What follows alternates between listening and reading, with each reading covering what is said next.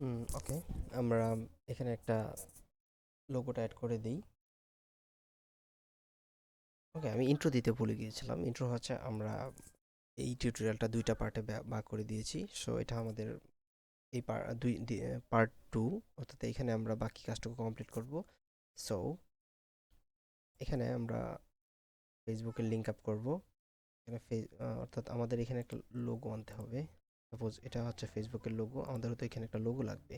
তো এই লোগোটা কিভাবে আনবো? এখানে লোগোটা এটা আনবো হচ্ছে, আপনি ফেসবুকের নিচে আসবেন, দেন আপনি ইনসার্ট ইমেজ দিতে পারেন। ইনসার্ট ইমেজ দিয়ে আপনি এটা কোথায় অ্যাড করবেন? এখানে, এখানে নাকি এখানে? আমি এটা ফেসবুকে অ্যাড করব, এখানে। ওকে, অ্যান্ড দেন ফেসবুকের লোগোটা সিলেক্ট করে নিচে ইনসার্ট টেবিল, ডান। এরপরে আপনি এটা, যেহেতু আমরা এটা নিয়ে আগে কথা বলেছি, সেটা হচ্ছে আপনার ফেসবুকের লোগোর নিচে আমার লেখাটা লিঙ্ক আপটা হবে। তো এটা আমি এন্টার দিয়ে নিচে নিয়ে নিই। ওকে, নিচে নিয়ে নিলাম, দেন আমার ইনসার্ট লিঙ্ক। সো এটা আমি ইনসার্ট লিঙ্কে ক্লিক করে নিচে দিলাম। নিচে ক্লিক দিতে হবে। আবার যদি আপনি এখানে ক্লিক দেন, তাহলে এই লেখাটা আপনার ফেসবুকের পরে চলে যাবে, অর্থাৎ এখানে চলে আসবে। এখন আসছে এটা এখানে। তো আমি এটা নিচে ক্লিক দিলাম। নিচে ক্লিক দেওয়ার পরে ইউআরএল, ইউআরএলটা আমি ইউআরএলটা আপনি কপি করে নেবেন। ফেসবুক কোন লিঙ্কে পাঠাবেন সেটা কপি করে নিয়ে এখানে পেস্ট করে দিবেন। লিঙ্ক ট্যাক্স ভিজিট প্রোফাইল দিলাম আমি, অর্থাৎ আমি এখানে চাচ্ছি যে এখানে ভিজিট প্রোফাইল, এখানে ভিজিট প্রোফাইলে থাকবে। ভিজিট প্রোফাইল একটা নতুন ট্যাবে ওপেন হবে। ডান, অ্যাড লিঙ্ক। সো এখন যদি আমি এটা সেভ চেঞ্জেস দিই, সেভ চেঞ্জেস দিয়ে দেখলাম, এটা রিলোড দিই, অর্থাৎ মাস্টার এজেন্ট পেজটা আমি রিলোড দিই যে চেঞ্জটা হচ্ছে সেটা দেখার জন্য। বাস, আমি তো এটুকু অ্যাড করেছিলাম, এটুকু অ্যাড করেছিলাম। এখন এখানে আমার এটুকু অ্যাড হয়ে গেছে, ভিজিট প্রোফাইল। এই প্রবলেমটা কেন হলো? লিঙ্কটা ঠিকঠাক কাজ করতেছে না। আচ্ছা, আমি এটা একটু চেঞ্জ করে নিই। উম, অর্থাৎ আমার লিঙ্ক আপের সমস্যা। আচ্ছা আচ্ছা আচ্ছা, আমি আবার এটা আবার এই কাজটা আমি আবার করি। Insert image, Facebook, insert table, table add করে নিলাম। এন্টার দিয়ে আমি লিঙ্কটা, আমার এই লিঙ্কটা সমস্যা হচ্ছে। কপি করে দেখি তো লিঙ্কটা পেস্ট করা ঠিক আছে কিনা। এই যে দেখেন, অনেক লম্বা, অনেক কিছু এখানে কপি হয়ে গেছিলো, যেই জন্য এটা হয় নাই। তো আমি, আপনারা লিঙ্কটা ঠিকঠাক কপি করে নিলে এটা হয়ে যাবে। মানে লিঙ্কটা আমি ঠিকঠাক করে নিই, নোটপ্যাডে প্রবলেম ছিল। এটা হচ্ছে আমার অ্যাকচুয়াল লিঙ্ক। এখান থেকে আমি লিঙ্কটা আবার কপি করে নিলাম। কপি করার পরে আমি আবার টেবিল প্রেসে চলে আসলাম। টেবিল প্রেসে আসার পরে আমি এখানে ইনসার্টের লিঙ্কে ক্লিক করব। তারপর আমি কোথায় লিঙ্কটা অ্যাড করব, অর্থাৎ নিচে অ্যাড করব।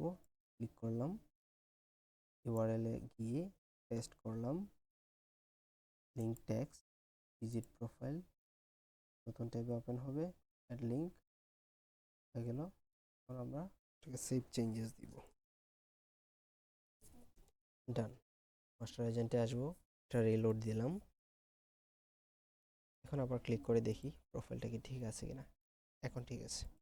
ওকে, এই প্রবলেমটা সলভ হয়ে গেল। সো এখন আমার মনে হলো যে আমি এটা সেমভাবে আপনি হোয়াটসঅ্যাপ অ্যাড করবেন, মেসেঞ্জার অ্যাড করবেন।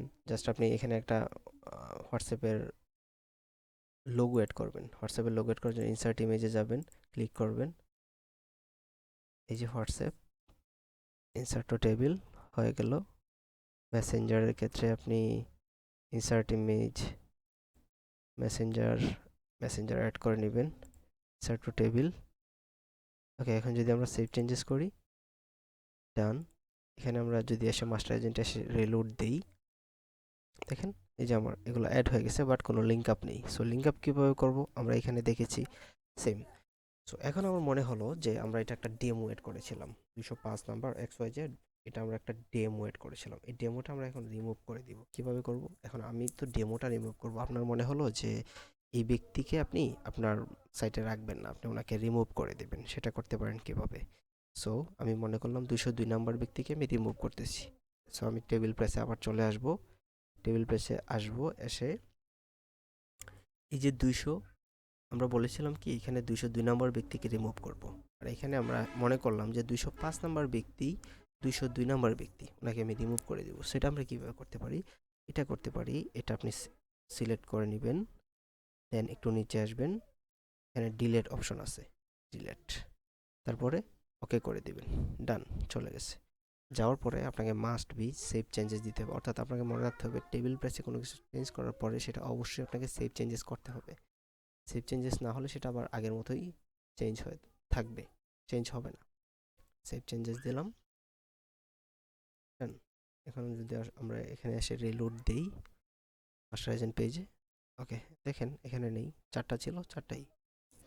সো এই তো, আমি খুব আস্তে আস্তে ধীরে সুস্থে বোঝালাম। যদি তারপরে আপনাদের বুঝতে কোনো সমস্যা হয়, মাস্ট বি কমেন্ট করবেন নিচে। অ্যান্ড দ্য মেইন থিং, যদি আপনাদের টিউটোরিয়ালটা ভালো লাগে, whatever you can do, আপনি কি লাইক করবেন, কমেন্ট করবেন, শেয়ার করবেন, whatever you can do. Okay, এই ছিল আজকের ভিডিও। সো সবাই ভালো থাকবেন, পরবর্তী ভিডিওতে দেখা হবে। আসসালামু আলাইকুম।